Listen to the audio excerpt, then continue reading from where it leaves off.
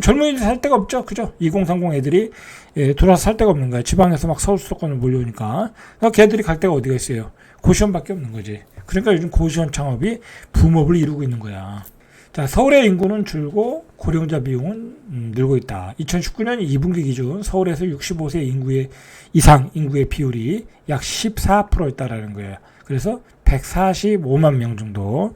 전체 인구는 1,400만, 1,404만 정도인데, 그 중에 14%가 2019년 65세 이상이었는데, 그런데 3년만, 그죠? 3년 만에 2022년 기준이에요. 노인 인구 비율이 16.8%가 늘어났다. 그러니까 노인 인구가 안 빠져나가고 있다라는 거야. 안 빠져나가고 있다. 자, 그러니까 젊은이들이 살 주거가 모자르겠죠? 자, 그래서 서울 전체 인구는 현재 972만 명, 2022년 기준으로. 근데 지금 65세 고령 인구는 164만 명으로 증가하고 있다. 앞으로도 계속 증가하겠죠. 자, 서울의 고령화는 더 가속화된다. 자, 우리가 소위 베이비 부모가 한 1,700만 명 된다고 그래요. 자, 이 나이대가 1955년에서 1974년이에요. 이제 저 같은 세대예요. 자, 이 사람들이 은퇴를 하고 지방으로 내려가줘야 되거든. 서울에서 사는 사람 중에 지방에서 올라온 사람들이 굉장히 많아요. 그죠? 뭐 다 올랐으니까. 근데 그 사람들이 귀향을 해야 되거든. 집으로 안 간다. 이거 안 간다. 그래서 이 베이비 부머 세대들은 시골을 택하기보다 서울에 머물러 일을 하기 원한다. 일을 더 해야 되니까, 일자리가. 자, 그리고 이게 결정적으로 또 문제가 뭐냐면, 은퇴 후에 제2의 인생을 위해서는 자기 개발을 해야 되거든요. 그죠? 뭐 자격증을 딴다거나, 뭐 여러 가지 공부를 하려고 하면, 학원을 다니려면, 서울에 있어야 돼. 좋은 학원은 다 서울에 있어. 어떤 학원은 서울에 없는 학원도 있어. 그죠? 그래서 서울에 있어야 되는 거야. 자기 개발을 하기 위해서. 그래서 자기 개발을 통해서 자격증을 따고 제2의 일자리를 얻어서 제2의 인생을 살아야 될 거 아니야. 일자리도 훨씬 많고. 그죠? 서울에 살 수밖에 없죠. 자, 이런 추세로 간다라는 이야기예요. 자, 그리고 서울의 주택연금에도 유리해. 그죠? 서울에 살면서 그 집을 주택연금으로 가입을 하는 거야. 그리고 집값이 비싸잖아. 그리고 그 집에 살 수 있다라는 게 강점인데 서울은 살 수 있잖아. 굳이 서울 집을 팔지 않아도 된다라는 거지. 그리고 가지고 있다가 서울 집값이 급등해. 그러면 주택연금을 또 해지해도 되잖아. 그죠? 그러니까 주택연금에도 유리하니까 계속해서 주택연금이 늘어나는 추세이거든요. 그러다 보니까 서울에 더 살려고 하더라. 고령층들이.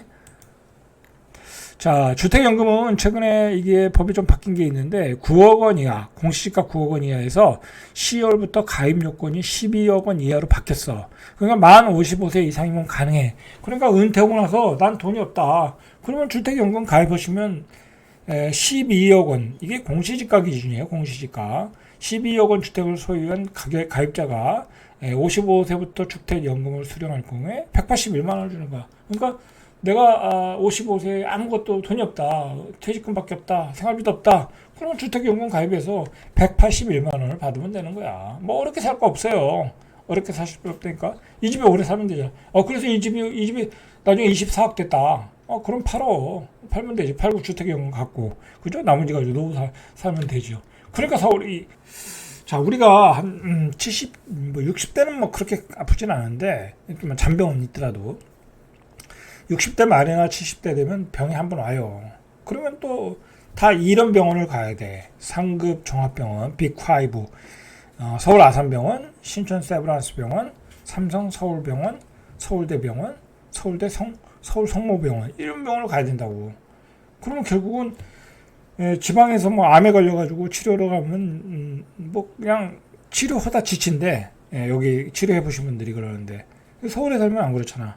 그죠? 뭐 예를 들어 신촌 세브란스 같은 데는 뭐 은평구나 마포구에 사시면 금방 가잖아. 그죠? 그러니까 서울이 좋다라는 거야. 이 은퇴자들, 고령자들한테는. 자, 이런 게 결정적인 거라는 거예요. 이 지방과 서울의 또 의료 서비스가 틀리거든. 자, 문제는 서울과 지방의 집값 차이가 지금 확 벌어지고 있다라는 거야. 그래서 요즘 이게 이제 학습 효과가 되어서 서울 집은 절대 팔면 안 된다라는 게 인식이 바뀌었다라는 거야. 그래서 은퇴자들 사이에서 서울집을 팔고 시골로 간 사람들은 다 땅을 치고 후회하고 있다.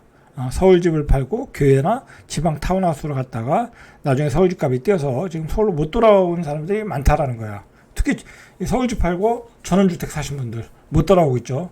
근데 한 75세 되면 다시 서울로 와야 되거든. 자, 그 가격 차이가 이게 5배. 서울과 지방의 가격, 아파트 평균 매매 가격 차이가 5배.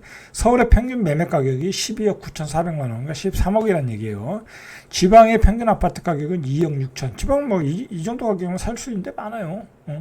그러니까 10억 2,933만 원 가격 차이가 나오고 평균 5배 차이가 난다는 거야. 이게 예전엔 그렇지 않았겠죠. 그죠? 자, 이러한 가격, 서울과 지방의 가격 차이가 해가 갈수록 커지고 있다라는 거. 뭐 당연한 거죠. 뭐 인구가 다 서울로 빨려 들어가고 있으니까. 자, 부동산 114가 관련 통계를 집계하기 시작한 2000년에 서울의 아파트 평균 가격은 2억 원 정도, 지방은 6,551만 원 정도. 2000년, 지금까지 23년 전 얘기죠.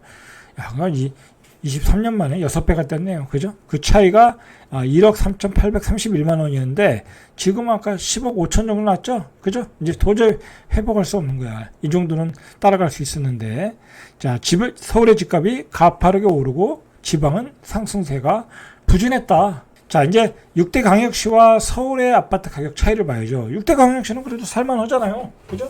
살만한데도 가격 차이가 많이 난다. 이 가격 차이 때문에 광역시 사는 사람들도 서울로 못 올라오고 있다라는 거예요.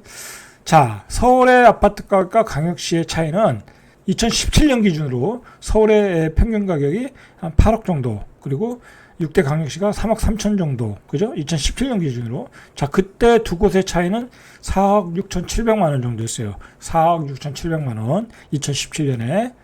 자, 그러나 지난해 중형 아파트 매매 평균 가격이 16억 정도 되었고, 6대 광역시는 6억 원 정도. 이거 중형 아파트 기준으로 했어요. 자, 그래서 매매 가격 차이가, 왜냐면 지방은 또 중형이 많잖아. 그래서 중형 아파트 가격 차이가 10억 원 정도. 자, 그러니까 지방의 광역시에 사시는 분도 서울로 못 온다라는 얘기죠. 이렇게 가격 차이가 벌어졌다.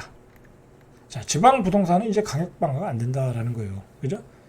그리고 이게 가장 큰 문제가, 세종에 이제 사시는 분 얘기 들어도 세종에 살다가 서울에서 오셨다가 세종에 살다가 다시 서울로 가신 분들이 많거든요. 그런 분들은 또 오래 살라고 오지도 않았어. 내가 보기엔 어떤 집 부동산 투자로 들어오신 분들이 많더라고. 이제 그런 분들 얘기가 이제 떠나면서 서울 가면서 핑계가 뭐냐면 지방은 할 게 없다라는 거야. 할 게 없다. 뭐 그럴 수 있죠. 그죠? 왜냐면 서울은 할 게 많잖아. 뭐 놀러 갈 때도 많고. 그죠? 지방 뭐 할 게 뭐가 있어. 그죠? 할 거는 인근 도시 돌아다니는 거밖에 없잖아. 그리고 뭐 이벤트가 없잖아. 그리고 문화도 약간 문화예술도 우리가 볼 수도 없고 있어요. 자, 그런 건 있어요, 분명히. 근데 뭐 저는 뭐 별로 불편한 거 없어요. 뭐 서울로 보러 갈 일이 있으면 서울 가는 거죠. 그죠? 근데 지방에 있으면 또 편한 게, 여기서 서울에서 지방 어디 뭐 관광 가기가 불편하잖아. 전라도나 경상도 쪽으로 가기 불편하잖아. 근데 이 세종에 살면 그게 편하잖아요. 이 중간에 딱 있으니까. 그죠? 뭐 지방에 할 게 없다라는 건 핑계 같아요. 뭐 할 거 많아요. 뭐 책도 읽을 것도 많고. 그죠? 여기 있는다고 뭐 해외여행 못 가나요? 가죠. 그죠? 자, 어쨌든 결론적으로 지금 문제는 고령자들이 이 서울에서 떠날 생각을 안 하더라. 그리고 젊은이들은 서울로 다시 몰려가더라. 주택난은 더 앞으로 심해질 가능성이 많고, 주거 생태계는 앞으로 더욱 깨질 것 같다. 왜냐하면 젊은 애들이 살 데가 없고, 이 자금이 부족한 서민들이 살 데가 없고, 점점 더 서울은 지금 고급화가 돼가고 있으니까, 점점 더 땅값이 올라가고 있으니까, 분양가도 올라가고 있고, 앞으로 이제 강북은 12억, 강남은 20억, 그죠? 그런 추세로 지금 가고 있잖아요. 그죠? 자, 이렇게 심각한 통계들이 나오고 있다라는 얘기예요. 자, 이상. 자, 그러나 너무 낙심할 게 없게, 낙심하지 말게, 서울의 영역이 경계가 깨졌어요. 서울의 경계가 깨졌어. 이제 수도권도 서울이야. 이제 어떻게 보면 강북의 저 먼 데는 서울이라고 보기도 어렵고, 오히려 경기도 용인이 서울이야. 용인이 서울이라니까. 어쩌면 동탄까지 서울이 될 수도 있다고. 그죠? 그렇게 보시면 돼. 그리고 서울의 인근에 광명, 시흥, 신도시, 하남, 교산, 미사, 그 다음에 어디야? 시흥, 백옷, 그죠? 그런 좋은 택지지구들도 많다고. 그런 데가 앞으로 여러분들의 대안이 될 수 있어요. 은퇴하신 분들의, 특히 은퇴하신 분들 굳이 서울에 안 살아도 수도권에 살면 교통망이 좋기 때문에 서울의 인프라를 다 이용할 수 있다고. 그리고 가족들과 계속해서 만남을 가질 수도 있고, 그리고 쾌적하게 살 수 있잖아요. 그리고 가장 중요한 게 건강이잖아요. 건강. 그죠? 그리고 그렇게 조금 다운사이징이나 어떤 가격을 다운해서 중심을 팔고 수도권으로 와서 그것도 노후 자금으로 이용할 수도 있고. 그죠? 그렇게 가시면 여러 가지 대안이 있을 수 있다라는 이야기예요. 자, 이상 절대값TV의 명품 PD 한PD였습니다.